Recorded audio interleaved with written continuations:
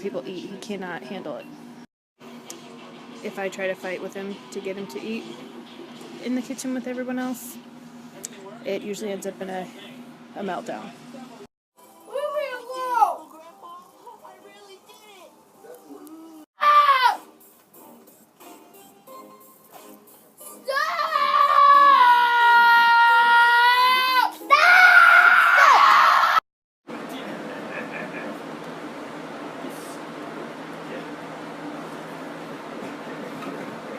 Whoa.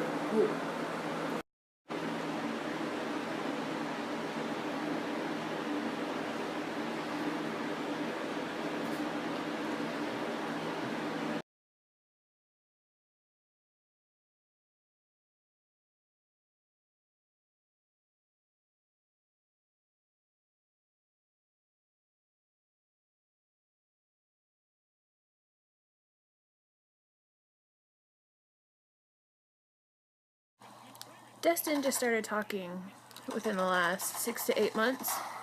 And a lot of words he still can't figure out how to say or what to say when. I'm normally really good at figuring out what he's trying to tell me, but there are times when I can't figure it out, and when I don't know what he's saying, he gets very upset and starts hitting himself.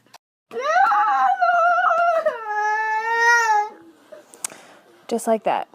Because I don't understand what he wants me to push on his game. It's not as bad now since he's learned to use words, but before, he would bust his lip open, hitting himself, give himself black eyes.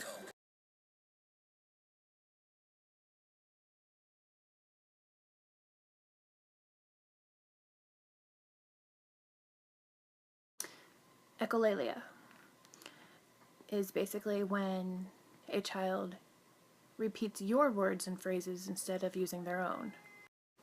If you've ever seen the movie What's Eating Gilbert Grape, that can give you a good understanding of it, how he repeats everything that they say. Both of my boys have a mild form of echolalia, where they hear words, they store that, and use it as their vocabulary. They don't really understand what they're saying. They heard someone else use it in a certain situation, so they do it too. And it never fails. It's always the worst words that they store and use, especially when I'm in public.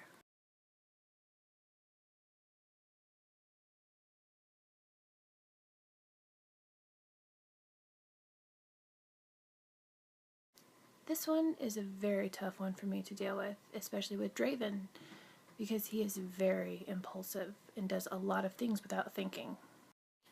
And it's a lot of little things too. He does things without thinking and then realizes what he just did and gets very upset. The same thing goes with words. He knows what words he's not supposed to say, but sometimes he'll just shout them out and then realize what he just said. And then he gets very upset. Usually leads to a meltdown. Very emotional for the rest of the day, just from something so small. A little bit of a subject change here. Autism changes in children as they grow. You'll notice new things all the time. Draven is 10 years old now, and lately I've been noticing a lot of changes in him, a lot more impulsive things. Like acting out in anger without realizing what he's doing at that time. He has lashed out at me a few times out of anger, thrown things at me, and then immediately realizing, oh my gosh, I just hurt my mom.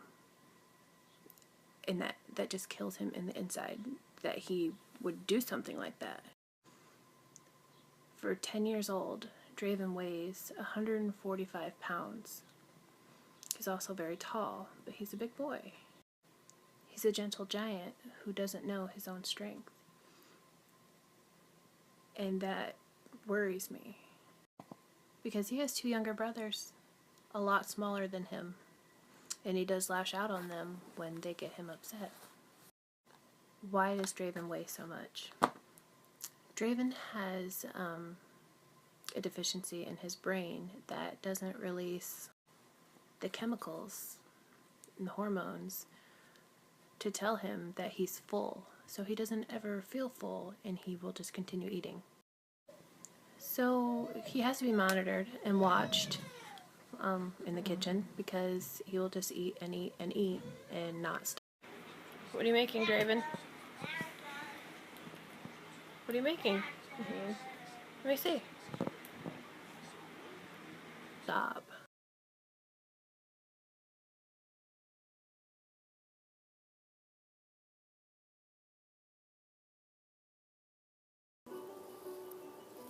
Draven, what do you got in the net? I'm going home. Okay, well, what's in the net? I only got one thing. Thank you so much to everybody who voted for me for the People's Choice. It was very overwhelming for me.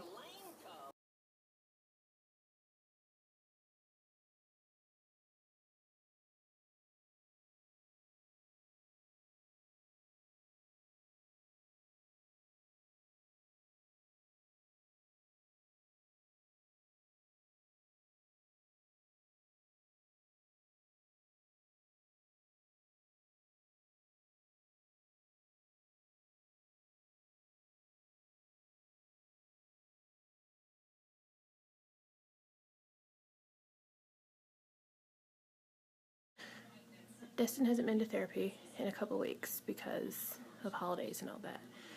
So this is going to be a change in his routine, and he's going to be very upset. But I have his blue chips and his cake, which is what he will ask for. We're going to go to therapy. Come on. Yeah, come on. Let's get in the car.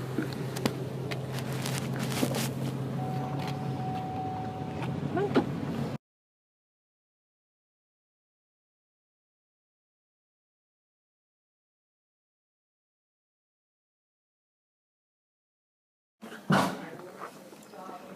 Go.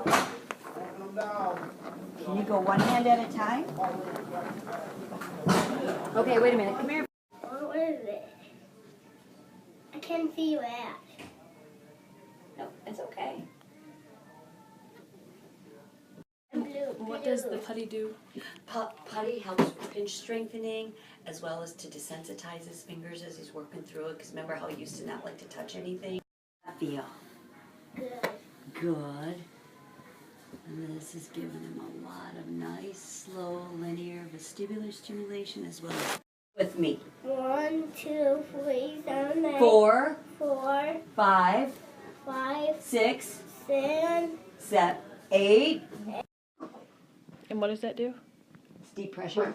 Applies a lot of deep pressure, and that's a real calming thing for a lot of these kids. As you see, his eyes are closed. And it's slow. Take your shoes off. Yay! One more time, all by yourself. Slow. Woo! You did it! Nice. At the beginning of his occupational therapy, you saw Destin on a scooter. And if you notice, he had stickers on his hand. One was a sticker of an owl, and the other one was a Christmas one. And why she put those on his hand, she wanted him to use one hand at a time to pull himself. Instead of taking both hands and pulling, she wanted one over the other, over the other. So she would say, owl, Christmas, owl, Christmas. So he would use the hand that had that sticker on it. That way he's using both sides of his brain to complete a task, instead of using one motion with both hands. The sensory break was because he was getting very agitated, very fidgety sitting at the table, so he needed some stimulation to calm him down. And it's really hard for a parent to know what part of their body needs that stimulation at the time when they're really upset or fidgety. So one little trick that I've learned to do with both of my kids is I hand them the little vibrating wand that I have for them, and they will immediately put it where they need that stimulation at that time. So then I know what type of sensory calming activity or object they need to calm themselves down. 9 out of 10 times, Destin will put it to his mouth or to his cheek, which he needs a stimulation there. So I know that he needs something hard for his mouth. So I give him chips, anything really crunchy that really stimulates that area. in a majority of the time that'll work, unless he's in a major sensory overload, and then he won't take anything that I try to give him. Off and on all day, Destin needs sensory breaks.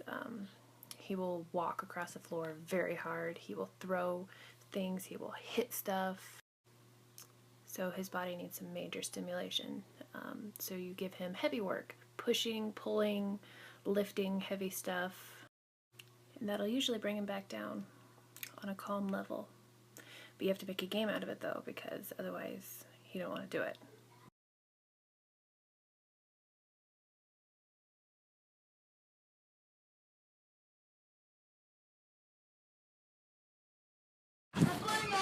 Well, I don't know who brought this squirrel in the house, but it needs to come outside. Is this your squirrel? Mom, that's not a squirrel. That's Checkers. Swinging with your squirrel. Mom, it's not a squirrel.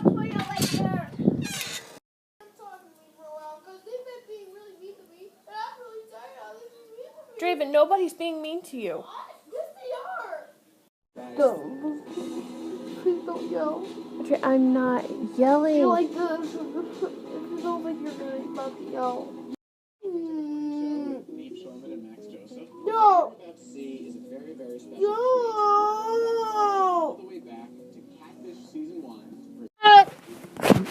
Draven, be nice. Be nice. I am being nice. I'm sorry. I'm sorry. I'm sorry, Mom.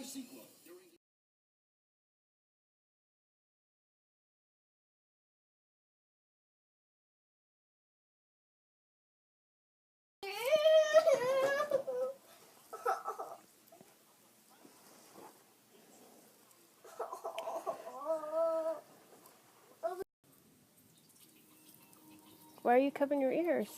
Caught the sperm. The storm, is it loud? Yeah. Mom, look at your flower. Thank you, that's so pretty. Give me a hug. Give me a hug. Here, Mom. Oh, thank you. That's not a flower, but that's beautiful. Daddy, no. How does it get that off? Thank you. Everything is a gift from Mom. I love it. Mom, no rocket launcher right here. Mom, I want everyone to leave me alone. No, Damien.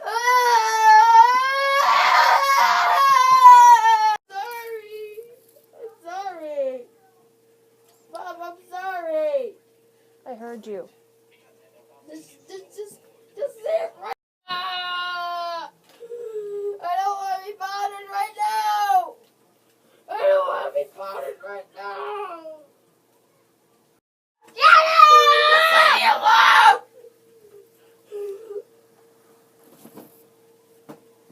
I don't want to be bothered right now. I didn't do much in my story today because today was one of those days that I talked about at the very beginning of this whole thing where it took a toll on me mentally. And after all the screaming and yelling, I finally got the kids to bed, and now it's just time for me to sit and try to wind down. And like I said, sometimes you just feel like you can't go on anymore. But you get up and start all over again. And the only reason that I put this in my story, this depressing mood, is so that the other parents out there know they're not alone. You will have bad days too, not just them. It's hard to stay strong all the time. But you go to bed, you wake up, you look at them, and you know you wouldn't trade your life for anything.